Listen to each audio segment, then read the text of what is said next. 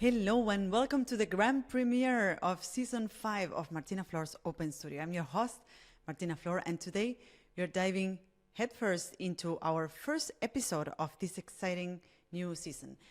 Season number 5.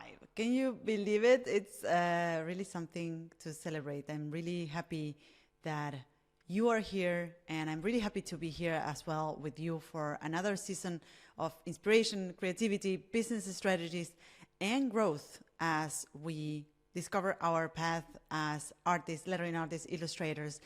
Now, in this season, we'll be addressing some of the most common questions and challenges that I've been encountering and I've been getting often asked in my community of lettering artists. We'll be exploring topics like how to build an outstanding portfolio and get your work noticed, how to break into the world of lettering and illustration as a professional, and a lot more. This season is all about mastering your skills, creating exceptional work, and making a living doing what you love. And something new that I'm trying this season is keeping the episodes short and snappy, and I will need your feedback about this new format. So please don't hesitate to reach out to me on Instagram at Martina Flor and share with me constructive criticism because you are the person I'm creating this for. So I want to make sure that this really adds value to your life. So before we dive into today's episode, I want to let you know that I'm hosting a lettering masterclass, the last one this year, that is starting on October 12th, and it's free. So you can sign up today on martinaflor.com/masterclass. You don't want to miss this. This is your last chance to learn from me this year, and for a long time, I'm not gonna host another masterclass. So make sure you reserve your spot today on martinaflor.com/masterclass. Now, let's dive into today's episode where we will tackle a challenge that many of us have asked about, or many of you have asked about: how to make your creative work stand out in a crowded market, right? We will explore effective strategies to help you get noticed in the world of lettering, illustration, and creativity. Things that I've seen working for my students, but also have helped me in my own journey as a lettering artist. Now, let's dive right into the 5 strategies that I want to share with you today. Now, the strategy number 1 is embrace your unique voice.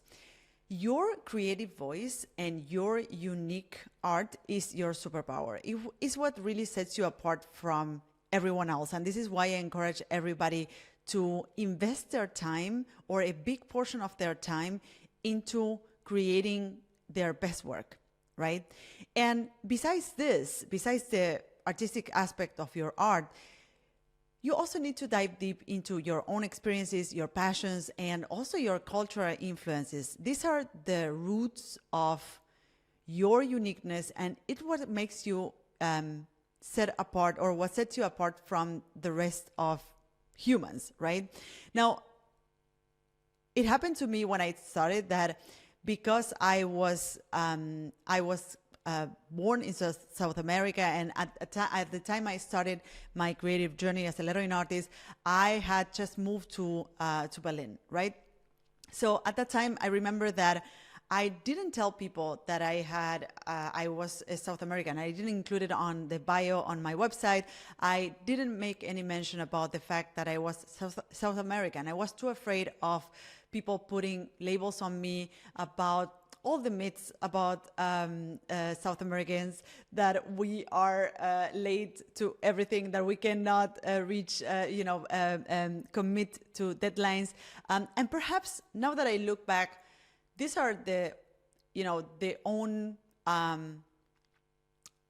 limiting beliefs that I had about my own culture, right?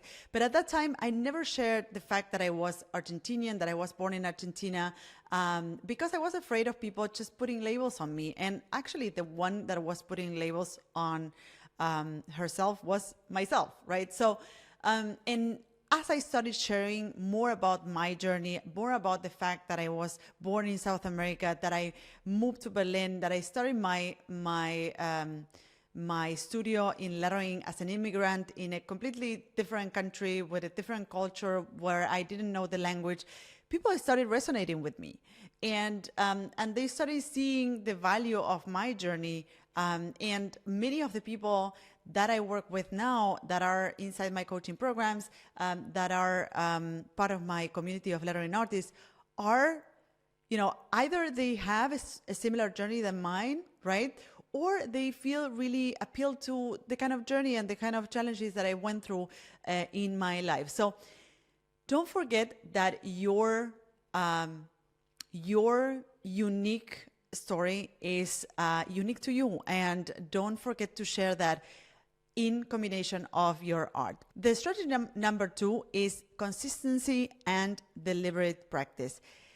So consistency is the secret ingredient to success in anything you do. It's what really differentiates the hobbyists or the amateurs from the pros. And you need to dedicate time regularly to practice and refine your skills so that you can create that work that really stands out. And remember that the more you create, the better you become. And when I speak about deliberate practice, I speak about the concept of making. Instead of practicing and sitting down to do anything and never get to finish it, just commit to finish every project that you sit down to do, right? So instead of practicing, you need to shift your mind or do a mindset shift towards making and creating real projects, right? Now, the strategy number 3 that I wanted to share with you to help you stand out with your work is to do fearless experimentation. Don't shy away from experimentation. Push your boundaries, try different techniques, explore different styles, leave your comfort zone. It's the unknown that you often, or it's within the unknown that you often discover your true creative power, right? Now, I want to share the story of Clara, which is one of the members of my community. So Clara started in my program, the Lettering Seminar, and then moved on to our membership, Big Ampersand. And inside the membership, and together with the community and the training that we offered there, she started pushing her own boundaries. So every time she creates a new project, she's doing something completely different from what she did before, right? And she does this also through embracing the different prompts and the different challenges that we offer inside our membership, which is, every time is different, and she embraces that. And every time she approaches these challenges, she pushes herself to create something different. And this is how she's expanding her stylistic palette to such a level that she feels comfortable tackling any style, right? So don't shy away from experimentation, because this is what really will turn what will turn you into a master of your craft. Strategy number 4, storytelling. And this relates to your creative voice and your superpower, right? Your creative work becomes even more compelling when it's accompanied by a meaningful narrative, right? Share the stories behind your creation, your sources of inspiration, and the journey also that brought you to this point, right? If you are authentic with the way you communicate about your art, this will resonate with your audiences as well, right? So don't forget to share the stories that took you to do something.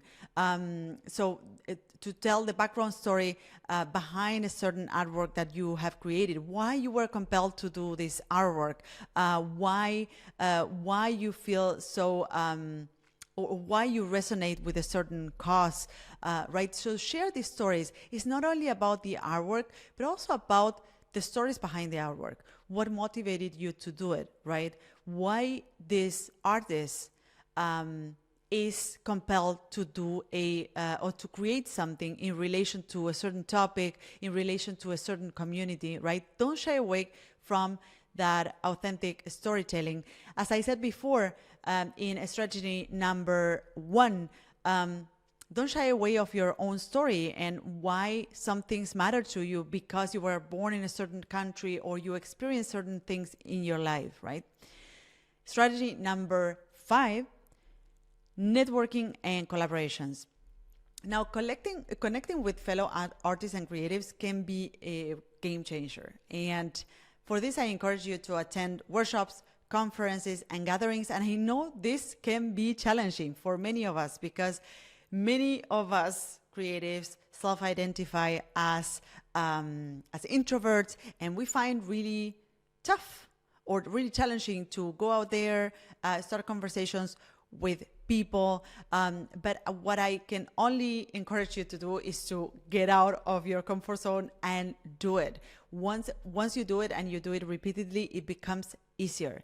Collaborations not only foster personal growth, but also they expand your reach. You start collaborating with people. They want to help you. They get to know you, right? And I can only encourage you to find your own community online or offline.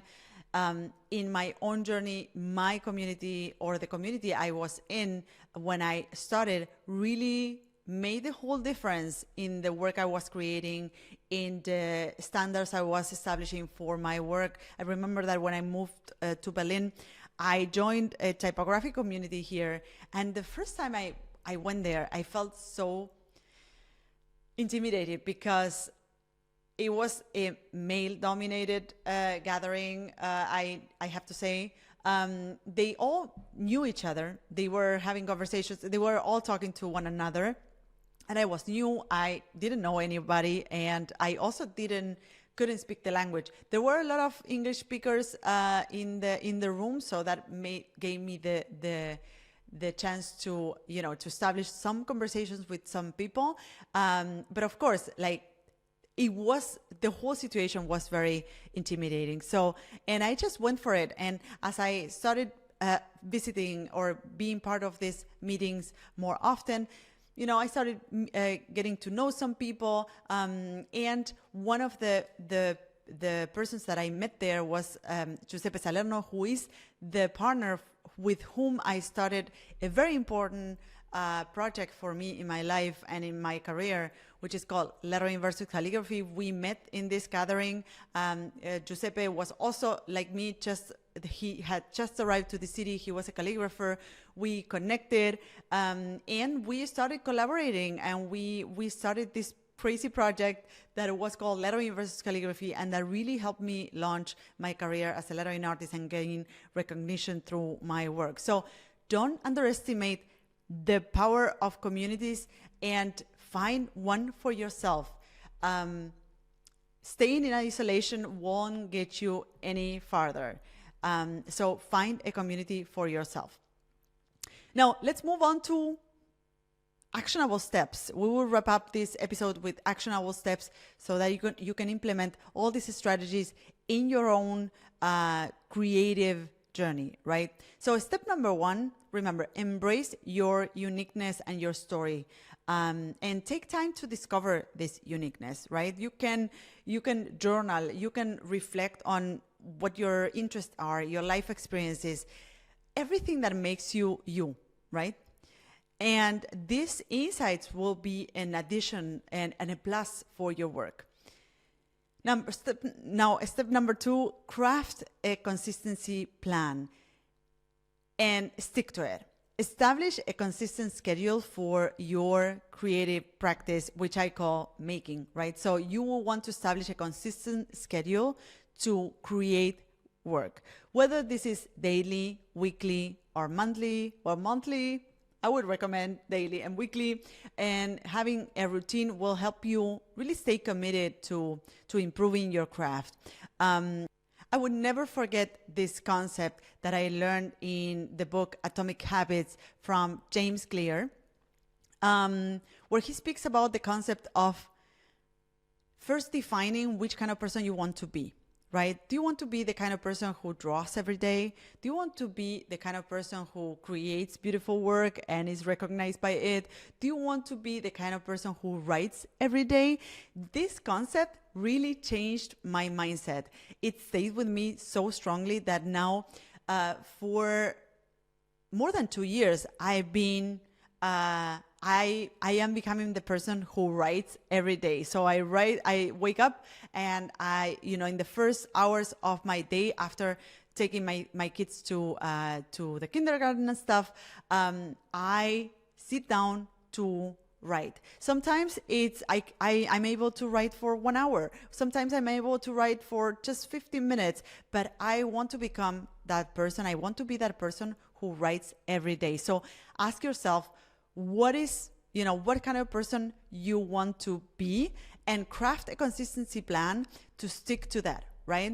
And you can refer to episode 111, where I speak about this concept, about the concept of, which kind of person you want to be and how to achieve momentum and gain consistency. I think this may be really helpful for you if you are struggling with this point, the point of staying consistent with your plan. So go check it out. It's episode 111. Now, step number 3, don't shy away from the unknown. Challenge yourself to step outside your comfort zone, experiment with new techniques, styles, mediums. I recommend you to keep a creative journal to document your discoveries. You can keep a notebook where you write down things. I personally have a technique which is using a Google Sheet. I know it's not very fancy, but I use a Google Sheet and I keep track of, I write down, it's very simple. I round down the date, or I note the date, and I write down right next to it, what is it that I accomplished that day in relation to my creative goal, right? And I just keep a journal, just keeping track of my progress, right? So step number 3, don't shy away from stepping out of your comfort zone, and remember to track your progress and keep a journal. Step number 4, share your creative journey. Begin sharing the stories behind your work, right? You can speak about what compelled you to create that lettering piece, that illustration. You can also speak about the stories behind what, how did you get to create that piece, right? And you can do that through social media. You can do it through a blog, your own website.